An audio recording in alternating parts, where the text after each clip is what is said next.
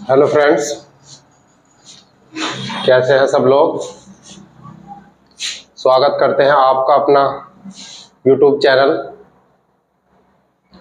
Irfan academy में। आज हम आपको केमिस्ट्री पढ़ाएंगे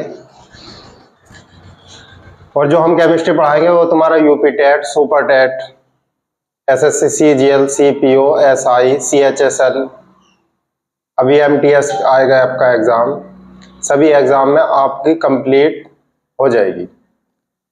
उम्मीद करते हैं इससे बाहर इंशाल्लाह कोई क्वेश्चन नहीं आएगा। मगर फिलहाल में आर्मी की भर्ती वैकेंसी चल रही है जो अग्निवीर की, इसके अंदर काफी अच्छा वेटेज दिया है, क्योंकि अग्निवीर में यदि मैं वैकेंसियां देखता हूं अग्निवीर के अंदर नर्सिंग में, अगर एनए की भर्ती देखता हूं तो नर्सिंग में बायो के आपके पास 15 क्वेश्चन आएंगे, ठीक। केमिस्ट्री के आपके 15 क्वेश्चन आएंगे और आपके फिजिक्स के 5 क्वेश्चन आएंगे। फिजिक्स के जो 5 क्वेश्चन आएंगे वो ज्यादा से ज्यादा लाइट से आते हैं या इलेक्ट्रिकल विद्युत वाले चैप्टर से आते हैं, बस ये 2 ही चैप्टर से मिलेंगे आपको। तो बायोलॉजी हो गई, केमिस्ट्री हो गई, फिजिक्स हो गया। फिर आपके पास 10 क्वेश्चन है जीके के और 5 क्वेश्चन है जीके के, है 10 क्वेश्चन और 5 क्वेश्चन है आपके पास मैथ के। ये तो हो गया एनए का सिलेबस। मगर यदि मैं जीडी की बात करूं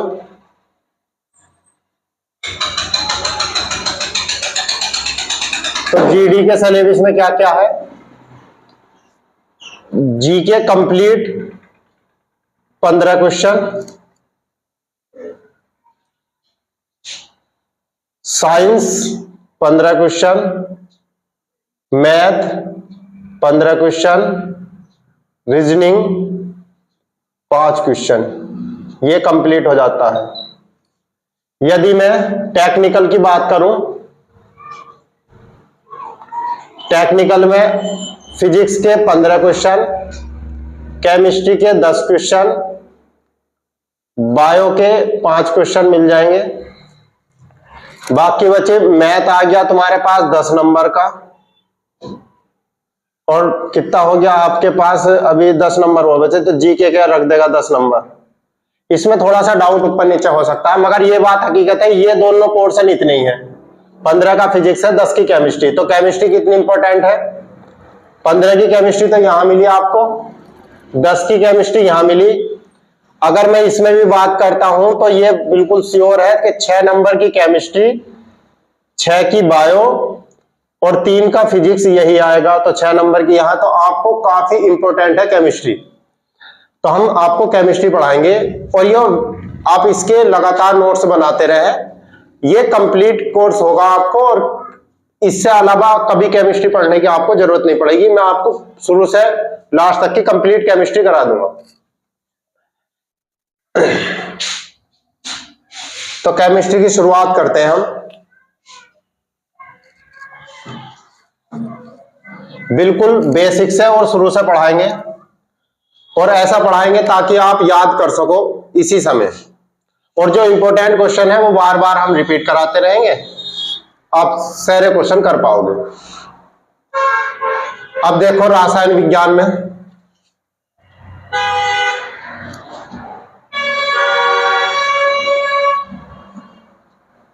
रासायन विज्ञान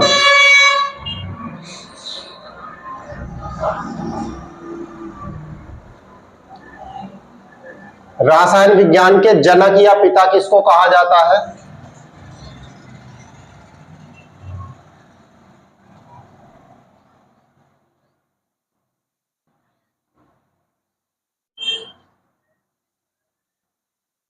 तो किसको कहा जाता है, लेवोसियर को।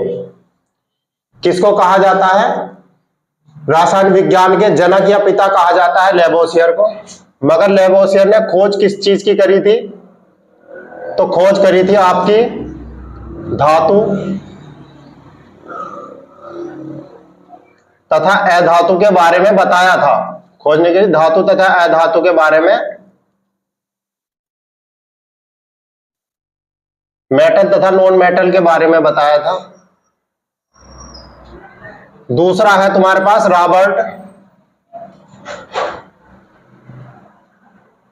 रॉबर्ट बोयल। दूसरा कौन सा है आपके पास? रॉबर्ट बोयल। अब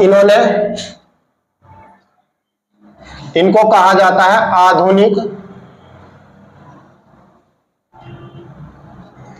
केमिस्ट्री के पिता या आधुनिक रसायन के पिता। अब इन्होंने किसके बारे में जानकारी दी थी? गैस के नियमों के बारे में जानकारी दी थी। तो गैस लॉ किन्होंने दिया था?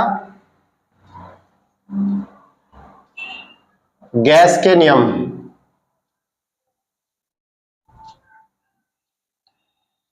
गैस लॉ या गैस के नियम के बारे में जानकारी किसने दी थी आपके पास?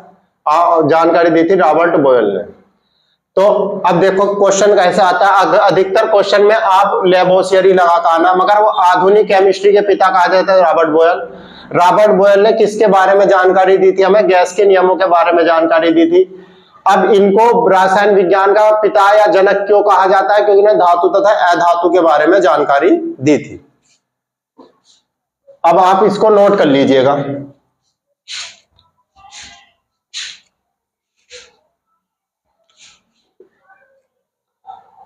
दोबारा देख लीजिएगा आप। रसायन विज्ञान के जनक या पिता लेबोसियर को कहा जाता है। इन्होंने धातु तथा अधातु के बारे में बताया था। रॉबर्ट बॉयल जो आधुनिक रसायन के पिता कहा जाता है, इन्होंने कौन से नियम दिए थे? गैस के नियम के बारे में जानकारी दी थी। अब हम शुरुआत करते हैं।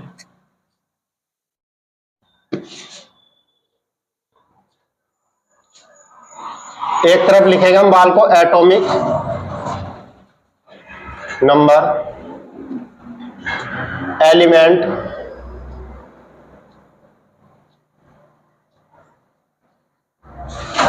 एटॉमिक मास या द्रव्यमान।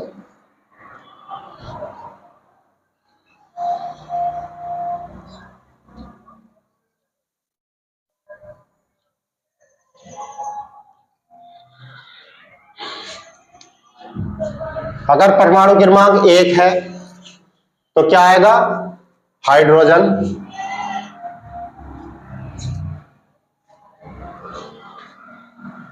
अगर 2 है तो क्या आएगा आपका? हीलियम। 3 है तो क्या आएगा तुम्हारे पास? लिथियम। 4 है तो क्या आएगा? बेरिलियम। 5 है तो बोरॉन। 6 है तो कार्बन। 7 है तो नाइट्रोजन। 8 है तो ऑक्सीजन। 9 पे है फ्लोरीन। 10 पे है neon. 11 sodium. 12 magnesium. 13 aluminium. 14 silicon. 15 phosphorus. 16 sulphur. 17 chlorine. 18 argon. 19 potassium. 20 पर आ गया तुम्हारे पास कैल्शियम। अब हमें इसके क्या लिखने हैं तुम्हारे पास? एटॉमिक मास लिखने हैं। तो हाइड्रोजन का कितना आ गया तुम्हारे पास? हाइड्रोजन का आ जाएगा 1, ठीक है। हीलियम का आ गया 4। लिथियम का यह आ गया 7। बेरिलियम का यह आ गया आपके पास 9। बोरोन का यह आ गया आपके पास 11। कार्बन का हुआ 12, नाइट्रोजन का हुआ 14, ऑक्सीजन का 16, फ्लोरीन का हो गया तुम्हारे पास 19, नियोन का हुआ आपके पास 20, सोडियम का 23, मैग्नीशियम का 24, एल्युमिनियम का 27, सिलिकॉन का 28, फास्फोरस का 31, सल्फर का 32, क्लोरीन का 35.5, ठीक है। आर्गन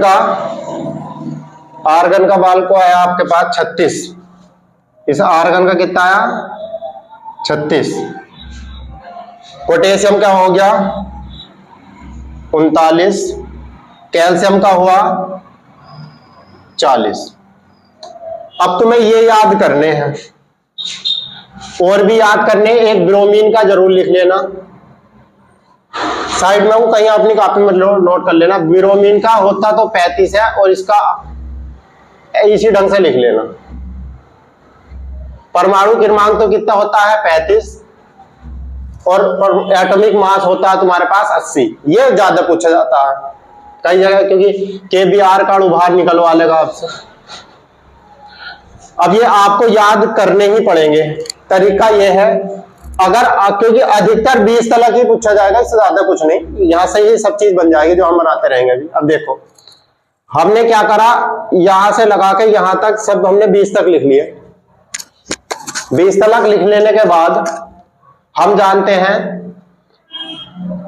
जिसका एटॉमिक नंबर 1 है तो हाइड्रोजन, 2 है तो हीलियम, 3 है लिथियम, 4 है बेरियम, 5 है boron, 6 carbon, 7 nitrogen, oxygen 8, fluorine 9, neon 10, sodium 11, magnesium 12, aluminium 13, silicon 14, phosphorus 15, sulphur 16, chlorine 17, argon 18, potassium 19, calcium 20। ठीक है। अब इसके बावजूद अगर आपके 20 तलक एटॉमिक नंबर याद है तो आप उसके एटॉमिक मास में कुछ तरीका बताता हूं ताकि उससे निकाल लो। अगर देखो सम संख्या है, सम संख्या क्या है तुम्हारे पास, सम है, यहीं को लिख देता हूं मैं। अगर संख्या है सम तो गुना 2 कर देंगे। यदि संख्या है विषम, गुणा 2 करके 1 जोड़ देंगे। याद करने के लिए बता रहा हूं मैं, मगर ये कहीं किस किस चीजों में लागू नहीं होता। तो आप देखेंगे हाइड्रोजन में, क्योंकि विषम है, 1 दूनी 2 हो गया और 1 और जोड़ना था तो 3 होना चाहिए था, तो ऐसा कुछ नहीं, 1 इकाना 1 हो गया, 1 और जोड़ते 2 हो गया, तो ऐसा नहीं है। तो 1 किस पे है तुम्हारा, हाइड्रोजन पे। 1 है तुम्हारे पास बेरियम पे, क्योंकि इसका 4 दूनी 8 होना चाहिए था, मगर कितना नहीं है, 9 है। फिर आपको आओ नाइट्रोजन कितना आता, 7, मगर 7 दूनी 14, 15 होना था, जो नहीं है, ये 14 ही है। इसके बावजूद आप आओ क्लोरीन पे, क्लोरीन पे 17 दूनी 34, 1 35 होना था, मगर कितना है, ये 35.5। मैंने 4 पे निशान लगाया, हाइड्रोजन पे, बेरियम पे, नाइट्रोजन पे और क्लोरीन पे। तो आप इनको छोड़कर कोई भी संख्या अगर विषम दी जाए तो 2 से डबल करो उसका और 1 जोड़ दो, आपको पता चला। 3 लिखा हमने, 3 का डबल कर, 3 एक विषम संख्या है, 3 का डबल कितना करा, 6 हो गया, और 6 में 1 जोड़ा कितना हुआ, 7। क्योंकि अब मैं देखता हूं 10 कैसी है, सम संख्या है, तो 10 का डबल ही करना पड़ेगा, 10 दूनी 20। 12 कैसी है, सम संख्या है, 12 दूनी 24। मगर 13 कैसी, विषम संख्या, 13 दूनी 26 और 1 27। तो आपको ये बात समझ में आ गई होगी। नहीं समझ में आई तो दोबारा देख लेना, कोई दिक्कत नहीं। अब बेरियम का, अब इसका और याद कर लेना आप। ब्रोमीन का, ब्रोमीन कितना होता है 35। ब्रोमीन का परमाणु क्रमांक कितना होता है 35 और इसका एटॉमिक मास कितना होता है 80। ठीक है, और इसके नीचे अंदर बीच में क्या होती है न्यूट्रॉनों की संख्या। और कोई सा भी तत्व जो बना हुआ होगा, एलिमेंट या परमाणु जो बना हुआ होगा वो इलेक्ट्रॉन, कोई सा भी एटम जो बना हुआ होता है परमाणु, वो इलेक्ट्रॉन, प्रोटॉन और न्यूट्रॉन से मिलकर बना होता है। इलेक्ट्रॉन पर माइनस आवेश, प्रोटॉन पर प्लस आवेश और ये आवेश रहित होता है। सबसे भारी भी कौन सा होता है, न्यूट्रॉन होता है। अगर मैं भारी के हिसाब से लगाऊं तो सबसे पहले न्यूट्रॉन, उसके बाद तुम्हारे पास प्रोटॉन और उसके बाद तुम्हारे पास इलेक्ट्रॉन। जब भी इलेक्ट्रॉन इतना हल्का तत्व होता है, ये परमाणु के नाभिक में उपस्थित नहीं होता। परमाणु के जो नाभिक में उपस्थित होता है वो सिर्फ होता है तुम्हारे पास न्यूट्रॉन और प्रोटॉन। इलेक्ट्रॉन तो परमाणु के चारों ओर चक्कर लगाते रहते हैं। ठीक है, तो इन सब में भारी कौन सा है, न्यूट्रॉन, फिर प्रोटॉन, फिर इलेक्ट्रॉन। मगर आवेश इलेक्ट्रॉन पर निगेटिव होता, कितना होता 1.6 × 10⁻⁻19। प्रोटॉन प्लस आवेश होता है, न्यूट्रॉन पर कोई आवेश नहीं होता। तो उदासीन कण कौन सा होता है तुम्हारे पास, न्यूट्रॉन होता है। ठीक है, तो एटम किन से मिलकर बना होता है, इलेक्ट्रॉन से, प्रोटॉन से, न्यूट्रॉन से। अब इनको ही, न्यूट्रॉन तथा प्रोटॉन को ही न्यूक्लियोन्स कहा जाता है, जो नाभिक के अंदर उपस्थित होते हैं। ये परमाणु के भार को बताते हैं। परमाणु का जो भार बता सकते हैं सिर्फ ये दो चीज बताते हैं, क्योंकि इलेक्ट्रॉन तो नाभिक के चारों ओर चक्कर लगाता है हल्के होने की वजह से। तो आपको ये बात समझ में आई सभी। होने को आगे भी है संख्याएं कुछ 30 तक। तो इन एलिमेंटों को जो आप याद करेंगे वो लगभग में 30 तक याद कर लेंगे। अब हम इनसे जो है, जैसे कि 30 तक याद करने के लिए आप पे 21 पे कितना आ जाता है, SC 21 आ जाएगा।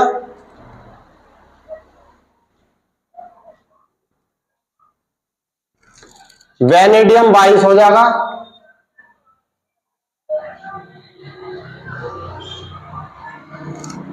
Cr 23 हो जाएगा।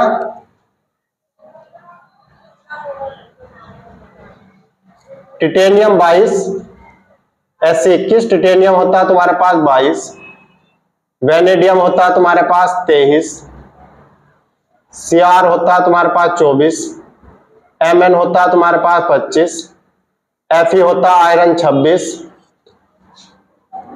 निकिल होता है तुम्हारे पास 27, कोबाल्ट होता है 28, कॉपर होता है 29 और जिंक होता है तुम्हारे पास 30।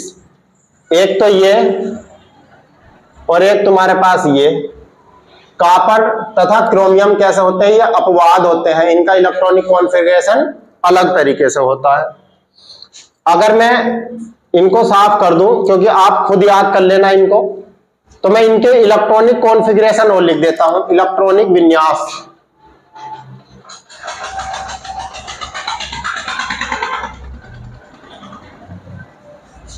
इलेक्ट्रॉनिक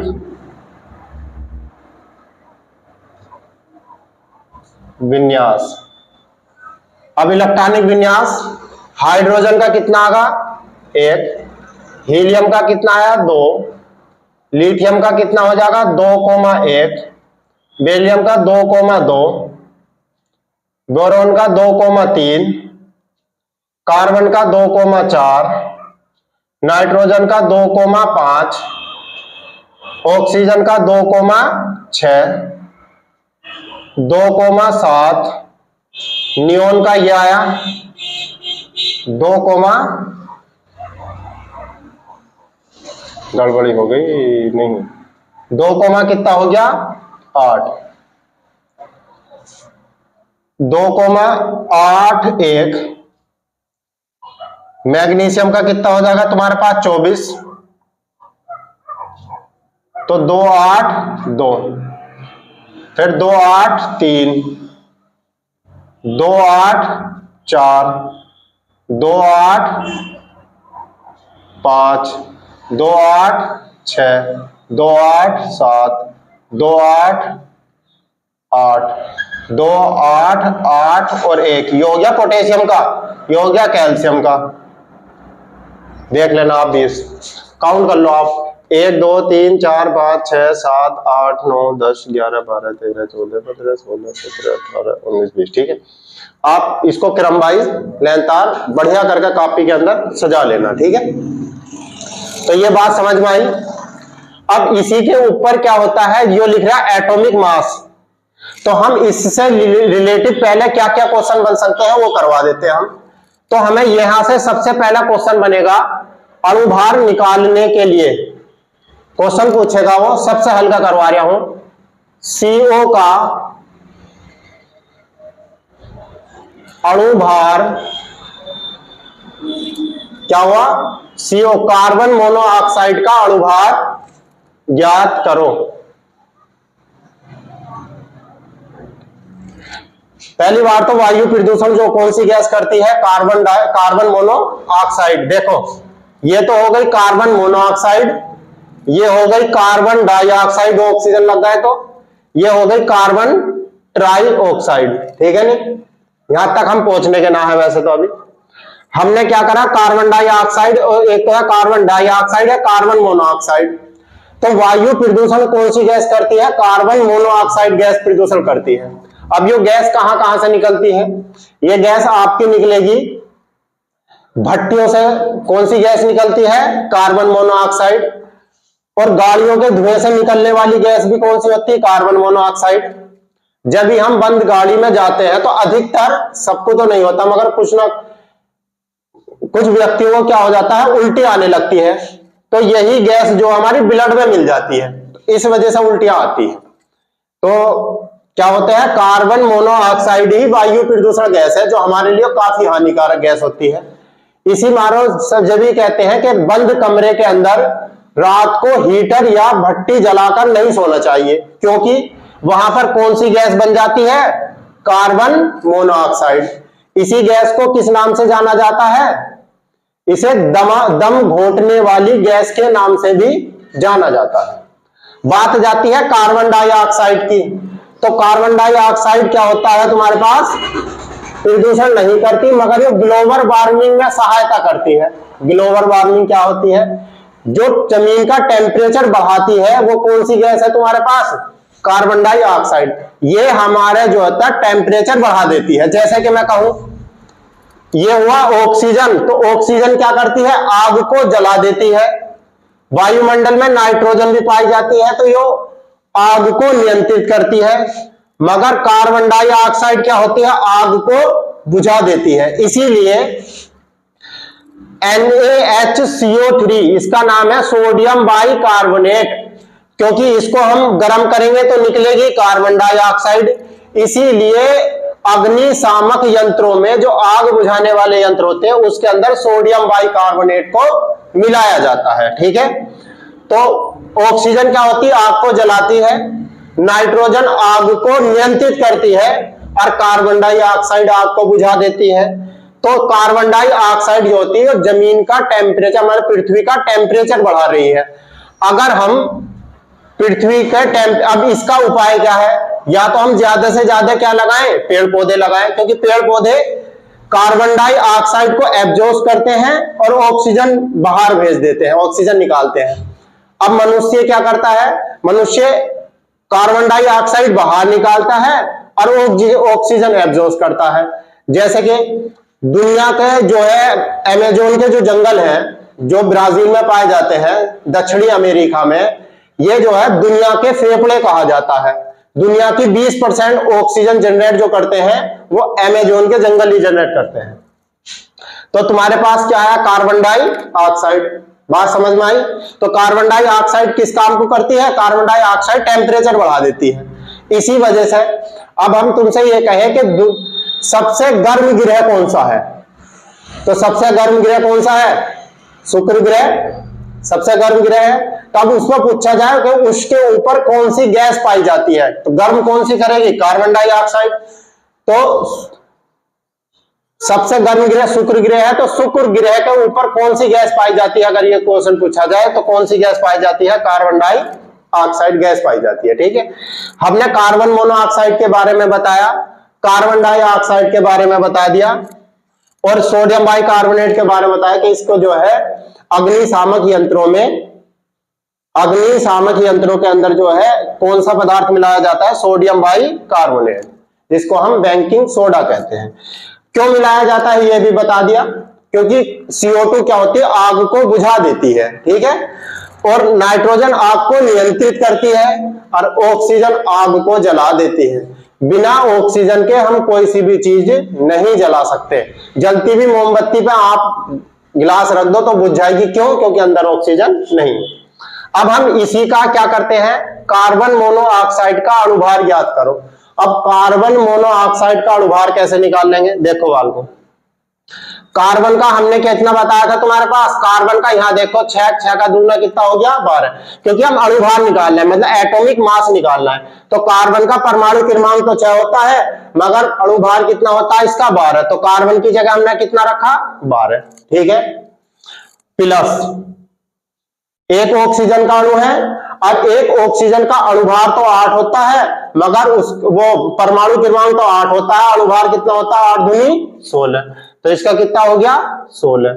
इनको ऐड करा, 6 और 2 8, 1 और 1 2, तो कितना हुआ बाल को? 28। ऑक्सीजन देखते हैं, ऑक्सीजन का कितना हुआ? 16, ये लिख दिया। कार्बन का कितना? 6 का दुगना 12।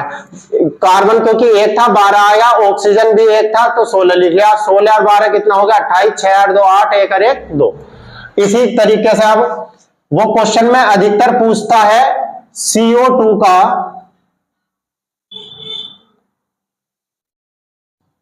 अणुभार ज्ञात करो। अब CO2 का अणुभार निकालते हैं। CO2 का अणुभार निकालने के लिए कार्बन कितना लिया हमने? कार्बन का कितना होता है? 12, क्योंकि कार्बन का कितना मॉलिक्यूल है? कितना अणु है कार्बन का? 1 अणु है।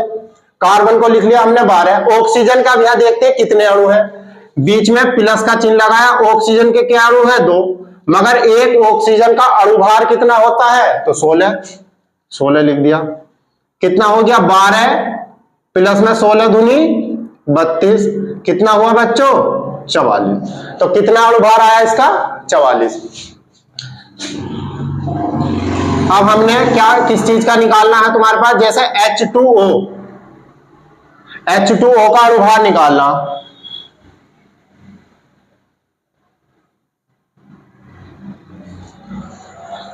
वैसे कार्बन डाइऑक्साइड के बारे में मैं बता दूं, वायुमंडल में सबसे ज्यादा पाई जाती है बच्चे नाइट्रोजन, फिर पाई जाती है ऑक्सीजन, फिर पाई जाती है एक्रिय गैस, फिर पाई जाती है आपकी कहीं जाकर carbon dioxide something.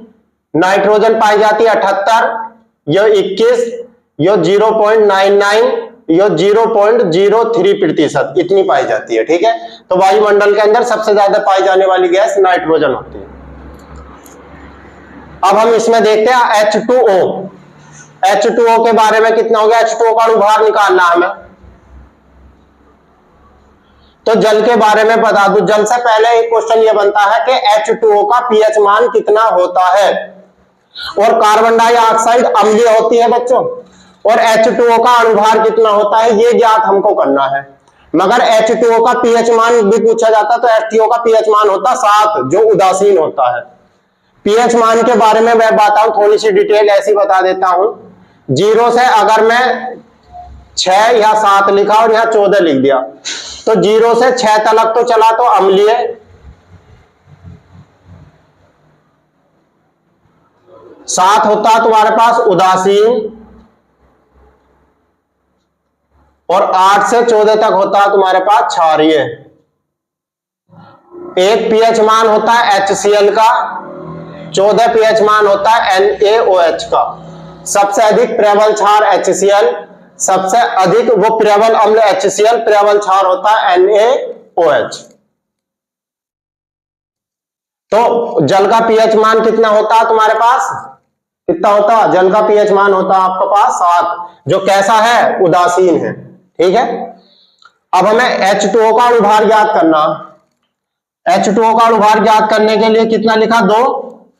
Okay, hydrogen लिखे, हाइड्रोजन के अणु कितने लिख रहा है? 2, मगर हाइड्रोजन का कितना अणुभार है?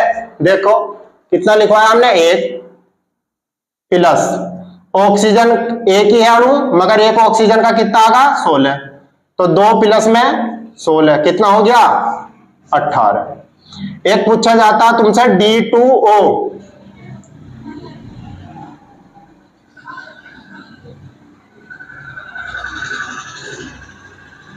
D2O का अणुभार होता है 20, मगर ये कैसा आता है हम ये बताएंगे आपको। जब जल का अणुभार कितना होता है? 18। कुछ अणुभार आपको डायरेक्ट याद करने पड़ेंगे, बाकी हम अणुभार आपको करवा रहे हैं। जैसे D2O होता है भारी जल, याद भी करेंगे हम इसको। भारी जल का सूत्र क्या होता है तुम्हारे पास? मैं अगर D2O करवा रहा हूं तो मैं सोचता हूं कि आपको इस बात से ज्यादा कोई सी भी बात कभी याद करनी ना पड़े, क्योंकि D2O क्या होता है तुम्हारे पास? भारी जल। आपसे पूछा जाए भारी जल का सूत्र क्या है? D2O, और भारी जल का अणुभार कितना होता है? तो 20। कैसा होता है देखते हैं हम। ये लिखा हमने 2, मगर ये D नहीं होता, ये ड्यूटीरियम होता है। तो ड्यूटीरियम कितना हो गया तुम्हारे पास? ड्यूटीरियम हो गया तुम्हारे पास 2, और ऑक्सीजन कितना हो गया तुम्हारे पास? 16। 2 अणु हो गए ड्यूटीरियम के, ड्यूटीरियम हो गया 2। ड्यूटीरियम का अणुभार जो होता है 2 होता है, और ऑक्सीजन का 16। 2 दूनी 4 प्लस में 16 कितना हो गया? 20। अब ड्यूटीरियम आया कहां से? देखो हाइड्रोजन के 3 ही समस्थानिक हैं। कितने समस्थानिक है हाइड्रोजन के? 3। 1H1, 1H2, 1H3। कितना हो गया? 1H1, 1H2, 1H3। अब समस्थानिक के बारे में जान लीजिएगा। वे पदार्थ जिनके परमाणु क्रमांक तो समान, क्योंकि परमाणु क्रमांक क्या बताते हैं? स्थान को बताते हैं। वे तत्व जिनके परमाणु क्रमांक तो समान, परंतु क्या द्रव्यमान संख्याएं भिन्न होती हैं, क्या कहलाती हैं? समस्थानिक कहलाते हैं। अब समस्थानिक में ये तो हो गया साधारण हाइड्रोजन, ये हो गया ड्यूटीरियम, ये हो गया ट्राइटियम।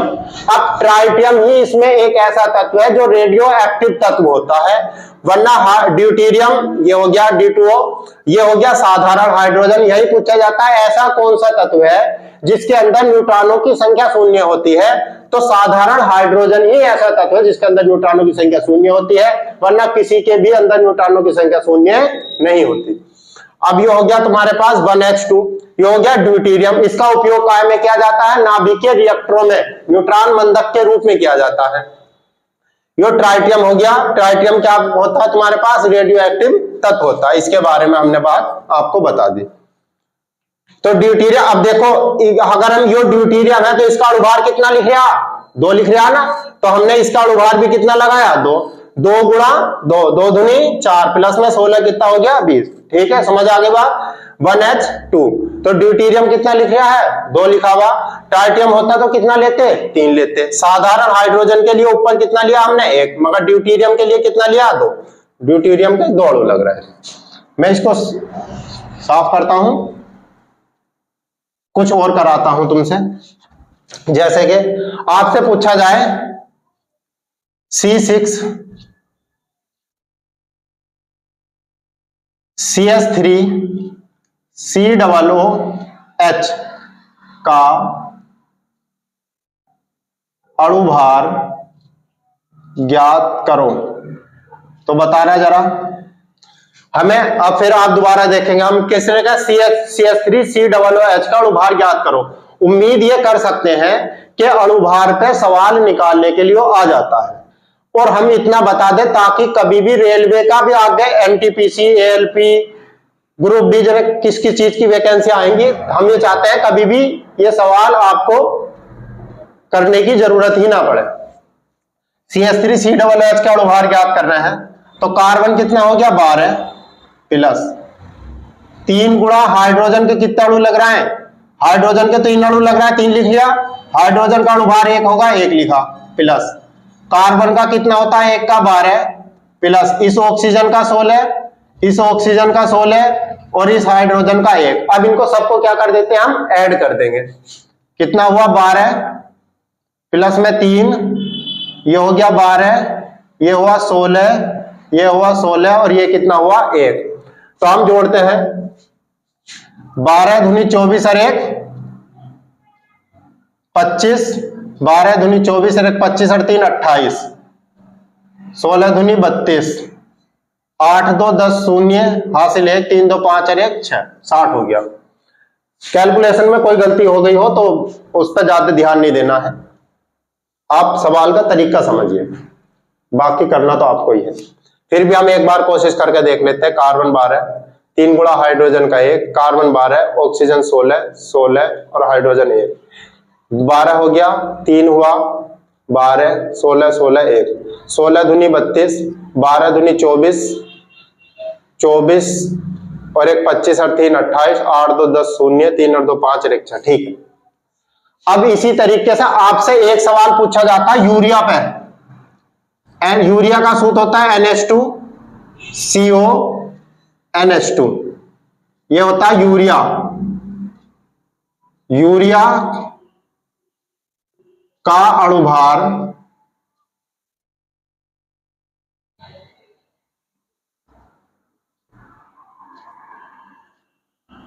याद करो।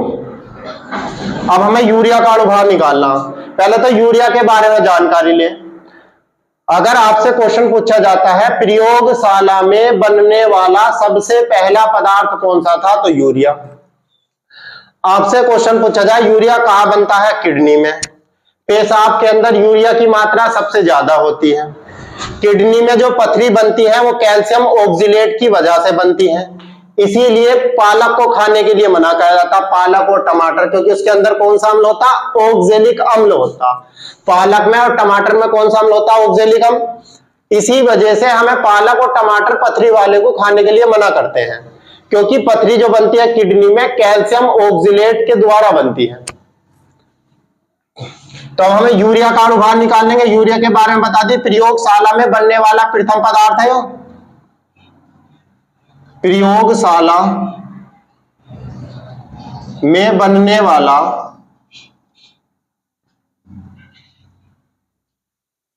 पहला पदार्थ, प्रयोगशाला में बनने वाला है प्रथम पदार्थ। ठीक है, इसका अणुभार निकाल लेंगे, डायरेक्ट अणुभार भी पूछता है इसका। कितना सूत्र है लिखा, NH2 CO NH2। अब देखो नाइट्रोजन, तो नाइट्रोजन कितना होता है तुम्हारे पास, नाइट्रोजन कितना होता है तुम्हारे पास 14, ये हो रहा। हाइड्रोजन कितना होता है तुम्हारे पास 1, ये हुआ। कार्बन कितना होता है तुम्हारे पास 12, ऑक्सीजन कितना होता है 16, नाइट्रोजन कितना होता है 14, हाइड्रोजन कितना होता है 1। इसको करिएगा आप, हम आपको कुछ टाइम देते हैं, करिएगा इसको।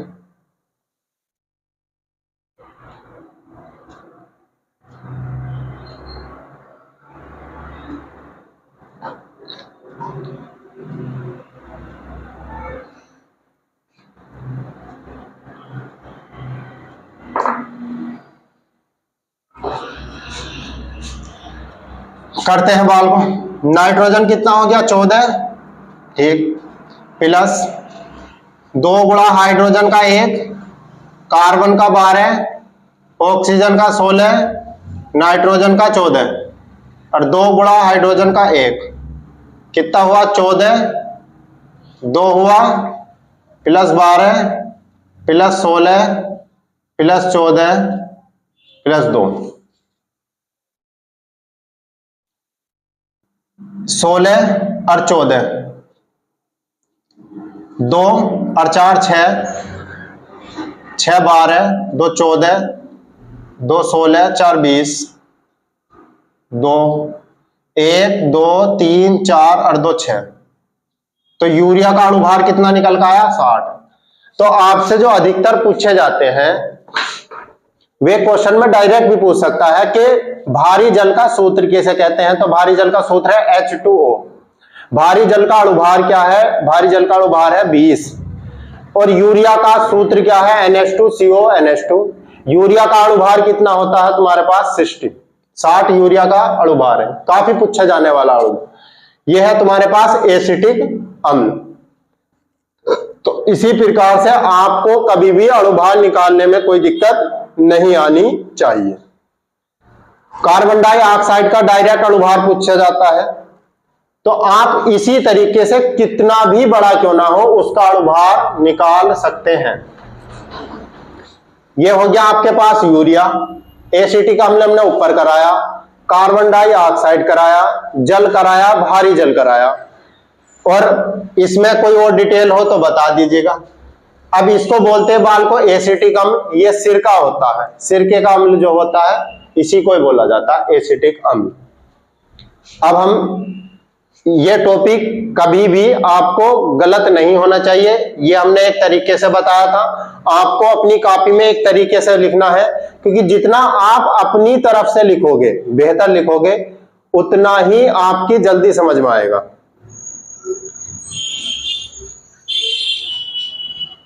अब नेक्स्ट टॉपिक करते हैं कोई कुछ, हम धीरे धीरे इनके बारे में जानकारी देते हैं। जैसे बालको ये है, प्रथम है हाइड्रोजन। तो हाइड्रोजन के ऊपर कई सारी बातें आती हैं। आवारा तत्व किसको कहा जाता है?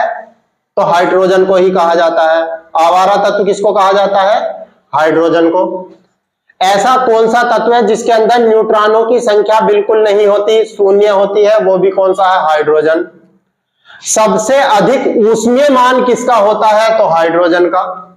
हाइड्रोजन कैसी है? एक गैस है। जब भी तो आने वाले टाइम में हाइड्रोजन की कारें आ रही हैं, हाइड्रोजन की कारें कई जगह लॉन्च हो गई है, क्योंकि इसका ऊष्मीयमान काफी अधिक होता है। फिर हाइड्रोजन के ऊपर बारे में और बात आती है, अगर किसी भी धातु पे अम्ल की अभिक्रिया करा दे तो कौन सी गैस निकलेगी? हाइड्रोजन। जैसे कि हमने कराया जिंक, एक धातु है, जिंक एक धातु है, जिंक की अभिक्रिया कराई किससे? H2SO4 से। जिंक की अभिक्रिया किससे कराई? सल्फ्यूरिक अम्ल से, अम्लीय है। कौन सी धातु निकलने की हमने बात कही थी? हाइड्रोजन। वो सॉरी, कौन सी गैस निकलने की बात कही थी? Hydrogen gas. तो जिंक से क्या बनेगा? Zinc sulphate. गैस कौन सी निकल जाएगी? हाइड्रोजन। ठीक है, कोई और धातु ले लेते हैं। धातु ली हमने आयरन, अभिक्रिया कराई हमने H2SO4 से, कितना हो जाएगा? FeSO4। गैस कौन सी निकल जाएगी? हाइड्रोजन। तो अब ये ध्यान रख लेना आप कि हाइड्रोजन के बारे में देखो, एक तो आवारा तत्व इसको कहा जाता है, ये अपना इलेक्ट्रॉनिक कॉन्फ़िगरेशन किसके समान रखता है? क्षार धातुओं के समान। क्योंकि धातुएं भी दो प्रकार की होती है, क्षार धातु, एक क्षारीय मृदा धातु। तो क्षार धातु, क्षारीय मृदा धातु के बारे में बाद में पढ़ाएंगे, ऐसे बहुत लंबी हो जाएगी वीडियो। तो एक तो होती है क्षार धातु और एक क्या होती है तुम्हारे पास? क्षारीय मृदा धातु है। बात समझ में आई? तो ये किसके समान अपना गुण रखती है? क्षार धातु के समान। आवारा तत्व किसे कहा जाता है? हाइड्रोजन को कहा जाता है। और हाइड्रोजन का ऊष्मीयमान सबसे अधिक होता है। इसी कारण इस आने वाले टाइम में हाइड्रोजन की अब भी फिलहाल काफी गाड़ियां हाइड्रोजन की आने लगी हैं। ठीक है, तो हाइड्रोजन का ऊष्मीयमान अधिक होने के कारण पूछा जाता है, ऐसी मतलब धातुओं की यदि किसी अम्ल से क्रिया करा दे तो कौन सी गैस निकलेगी? संभवतः हाइड्रोजन गैस निकलेगी। किसी की भी अभिक्रिया करा दे धातुओं की, हमने 2-3 धातुओं की अभिक्रिया आपसे करा कर भी दिखाई। ठीक है, तो कौन सी गैस निकलेगी? हाइड्रोजन। अगर क्वेश्चन आपसे पूछा जाए कि धातुओं की यदि अम्लों से अभिक्रिया करा दिया जाए तो कौन सी गैस निकलेगी? तो हाइड्रोजन गैस निकलेगी। हाइड्रोजन का ऊष्मीयमान सबसे अधिक होता है और इसका अणुभार कितना होता है? 1 होता है। परमाणु क्रमांक 1 होता है। सबसे हल्का तत्व भी यही है। अब तत्व में और धातुओं में अंतर होता है। सबसे हल्की धातु तो लिथियम है, सबसे हल्का तत्व यही आता है। अब तुम्हारे पास अब ऐसा कौन सा तत्व है जिसके 3 समस्थानिक पाए जाते हैं? तो हाइड्रोजन। हाइड्रोजन के 3 समस्थानिक है अपने ही। और हाइड्रोजन के अब ये हाइड्रोजन पाई कहां कहां जाती है? तो सूर्य के अंदर पाई जाती है। सूर्य के अंदर कौन सी होती है? H2 तथा He हीलियम।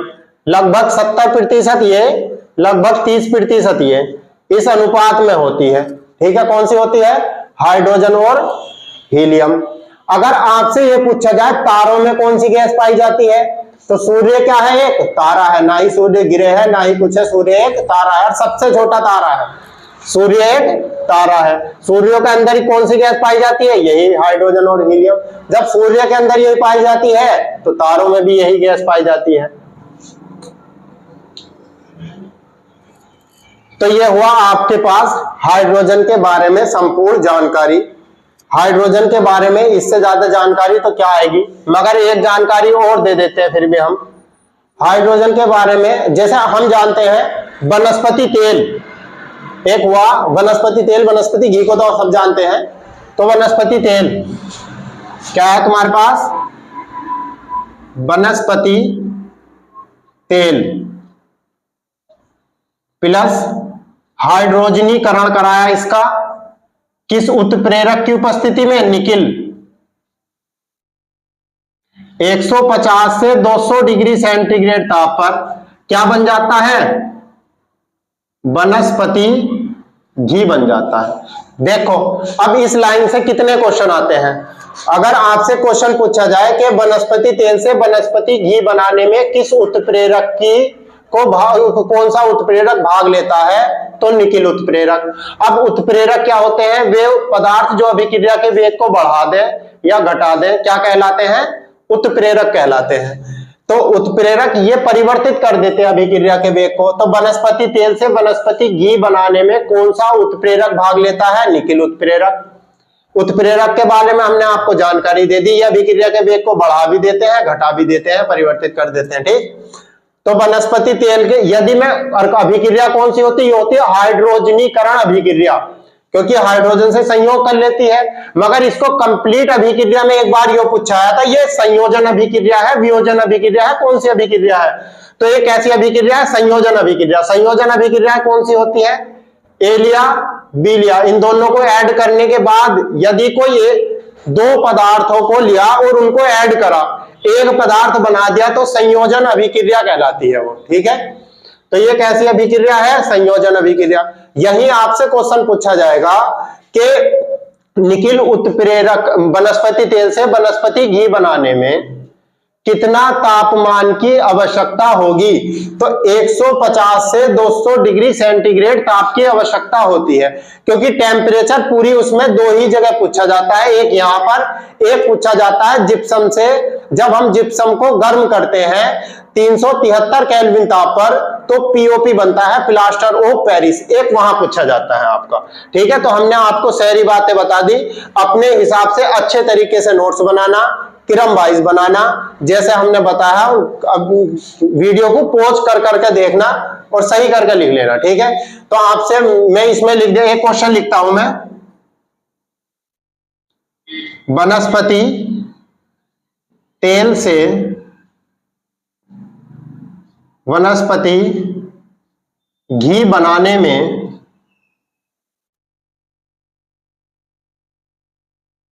कौन उत्प्रेरक भाग लेता है?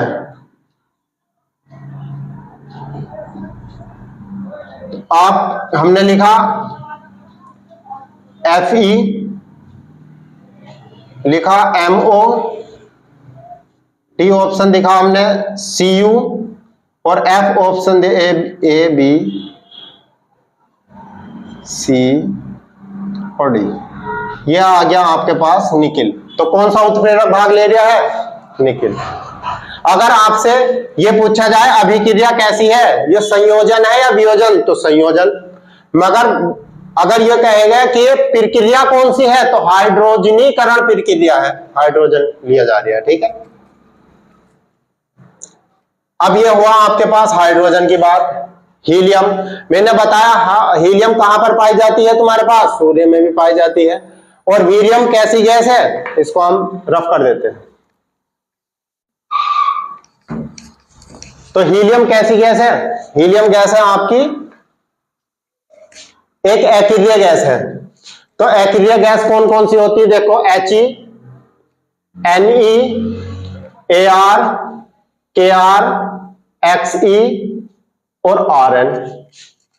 अब तुमसे यही पूछी जाती है वायुमंडल में सबसे कम पाई जाने वाली गैस, रेडॉन गैस। सबसे ज्यादा यौगिक बनाने वाली गैस ज़ीनान गैस, सबसे ज्यादा पाई जाने वाली गैस आर्गन गैस। ये तो पाई जाती है सबसे ज्यादा, ये यौगिक बनाती है सबसे ज्यादा, ये वायुमंडल में नहीं पाई जाती। ये सभी गैस कैसी होती है? अकेरिया गैस। ये होती है नियोन गैस, ये बल्बों में भरी जाती है नियोन गैस। देखो ऐसा नहीं, मतलब ये अकेरिया गैस है, तो ये तो एक तो किसी से क्रिया नहीं करेंगे बिल्कुल भी और ये वायुमंडल के अंदर कमी मात्रा में पाई जाती है। मगर वो है, जब हमने कहा कि ये बिल्कुल भी क्रिया नहीं करती तो यौगिक कैसे बना लेगी, हमने इनकी बात करा कि अकेरिया गैसों में सबसे अधिक यौगिक क्यों बनाती है, वरना यौगिक की तो बहुत गैस बनाती है, क्योंकि तो अकेरिया गैस है, किसी से क्रिया नहीं करती। क्यों है ये अकेरिया गैस? क्योंकि इनका इलेक्ट्रॉनिक कॉन्फ़िगरेशन पूर्ण रूप से भरा हुआ है, अंतिम इलेक्ट्रॉन इनका पूर्ण रूप से भरा है, तो ये किसी से क्रिया नहीं करती है। अब किसी से क्रिया नहीं करने की है, मगर हीलियम गैसों में सबसे अधिक यौगिक कौन सी बनाती है? ज़ीनान। पाई जाती है सबसे ज्यादा आर्गन, नहीं पाई जाती है रेडान। अब रेडान गैस वायुमंडल के अंदर क्या होता है? रेडान गैस नहीं पाई जाती, मगर जहां कहीं भी प्राकृतिक आपदाएं आएंगी, जैसे सुनामी आएंगी या भूकंप आएगा, तो इन चीजों को बिल्ली सबसे पहले भाप लेती है। बिल्ली, पक्षी, खास करके बिल्ली इसको सूंघ लेती है। सूंघने के बावजूद, क्योंकि यदि रेडान गैस वायुमंडल के अंदर पाई जाएगी, कहीं पर भी किसी भी एरिया में रेडान गैस निकलने लगी, रेडान गैस वायुमंडल में पाई गई, तो वहां समझ लेना 1 या 2 दिन के अंदर सुनामी, मतलब कुछ टाइम के बाद तक सुनामी आने की पूरी संभावना है। सुनामी आएगी या भूकंप आएगा, ये बिल्कुल संकेत होता है रेडान गैस। आपसे क्वेश्चन पूछा जाए भूकंप या सुनामी का संकेतक कौन सी गैस होती है, तो रेडान गैस यदि पाई जाएगी तो। मगर ये पाई जाएगी तो वहां से बिल्ली, कुत्ते, बंदर, ये जो है सबसे ज्यादा बिल्ली जो है इसको सूंघ लेती है, तो बिल्ली वहां से निकल जाती है। ठीक है, अगर वायुमंडल में रेडान गैस की उपस्थिति है तो सुनामी या भूकंप आने की पक्की संभावना है, ये उसका संकेतक होती है। ज़ीनान सबसे ज्यादा यौगिक बनाती है, आर्गन गैस सबसे ज्यादा पाई जाने वाली गैस है, नियोन गैस बल्बों में भरी जाती है, क्योंकि अकेरिया गैस होती है, किसी से क्रिया नहीं करती। Helium, neon, argon, krypton, xenon और रेडान। ठीक है, ये होती है तुम्हारे पास अकेरिया गैस।